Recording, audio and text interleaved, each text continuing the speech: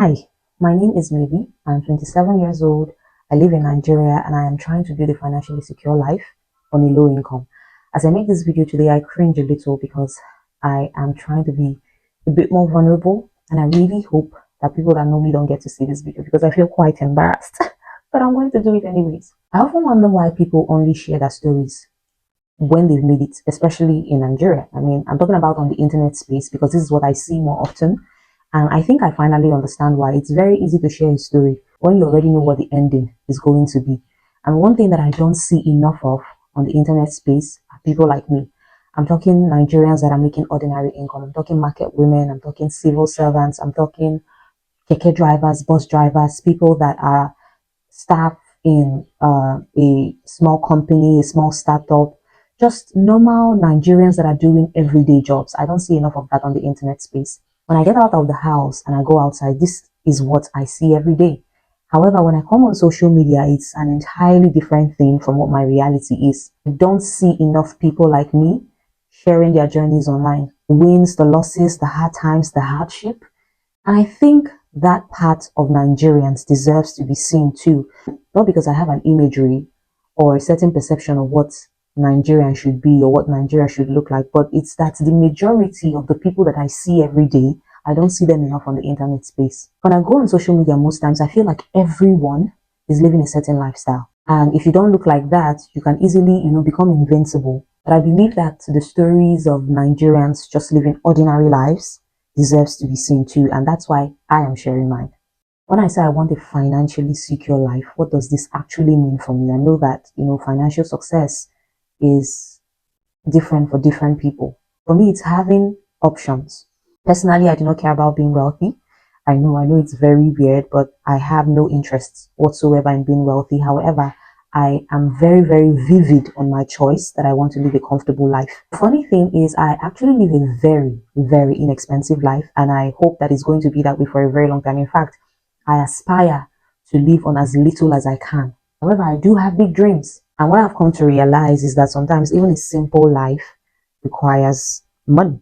So at the top of my head, here's my theory. This is the life I want to live. I want a quite simple life. I want a husband. I want 2 kids. I want to take care of the people that I care about. I want to make time for my hobbies. I want a life where I can explore the things I'm interested in. I watch good movies. I want to read good books.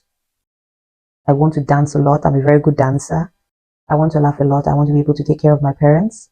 I want to be useful to people in small ways, big ways, whatever it is. And one day, hopefully, I want to, see, laugh, dance, play with my grandbabies. Simple, right?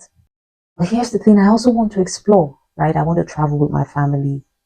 I want to be part of important conversations. I want to actually have a bucket list. I don't have a bucket list. I want to actually have a bucket list. I want to contribute to meaningful conversations. I want to give back. I want to support children. I aspire to live a pretty mundane life. I don't care about the hustle culture and, I don't care about social media lifestyle, at least what I constantly consume on social media. I don't care about that lifestyle. However, I want so much for myself. And all of this requires freedom. So where did this whole idea come from? Well, it started, I think, around the time I turned 22. I began to learn about financial independence, and in some ways, I became obsessed with learning about it. And so I stumbled across this lady's channel, and I stumbled across one of her videos where she had to quit a job, her job as a lawyer that was paying her $250,000 a year because her grandpa was really sick at some point. He was like on his dying bed, and she needed to take leave so that she could go be with him on his last days. But her employer, I believe, her employer asked her the questions along the lines of, what do we pay you so much for? Right? So she could not spend as much time as she would have loved to with her granddad on his dying bed. And something in that video stayed with me.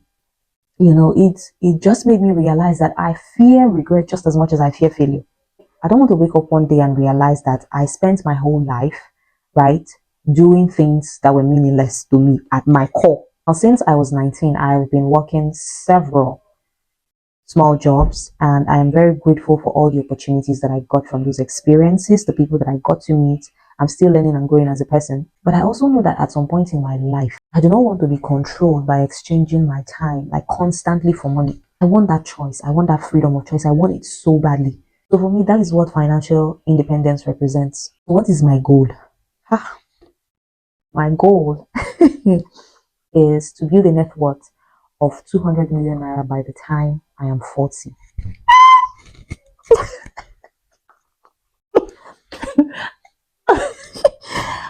It feels bad saying that, I must be honest, because it sounds so huge to me. Especially when I look at where I'm starting from, and especially when I look at the people around me. Like, it's not something that I see people aspire to do. I'm talking about everyday people around me. Sometimes it feels unrealistic and scary, but I also know that everybody that has built something that meant something to them, if I can put it that way, did it from somewhere. So you have to start anyways. And sometimes it sounds very unrealistic to me, but I really want it. I really want it. So I want to get to a point where my investments, right, can fund my lifestyle. And this is not because I want to stop working. I don't think I could ever possibly stop working, but I just want that freedom of choice that I've been talking about since the start of this video. So where am I starting from? I'm not starting from zero, in all honesty, but I'm not starting with a lot. So as I began to learn about financial independence and all of that, and like I said, I've been obsessed with it. I have been saving and investing the little that I can, even though some days or some months, everything that I've been able to save up, I used to do something else entirely and I'm back to zero. So it's just been back and forth, but I'm really tired of the excuses. And that goes to show that this is not the story of somebody that has it all figured out. Far from it. This is the story of someone that is actively trying to get to where I really, really want to be. What the normal month looks like for me, before the start of the month, I always have a budget. I always have a budget. And then when my salary comes in, I just assign the money to everything I've written down, and whatever is left, I hold on to and use to sustain myself for the rest of the month, as well as small gigs here and there that can fetch me little income. That's what I use to sustain myself for the rest of the month. So currently, I am tracking my money. I am learning about investments. I'm trying to build skills, and I am also trying to create opportunities for myself. But I also want to be honest, the gap between where I am and where I want to be, it's massive. It's big. I mean, it's not even about the money, it's about the skills, the opportunities, the access, the assets. But I know I have to start from somewhere, and this is my somewhere. What is my plan? First things first, I have to increase my income because there is only so much that I can do with limited resources. I need to build skills. I need to be a person of value.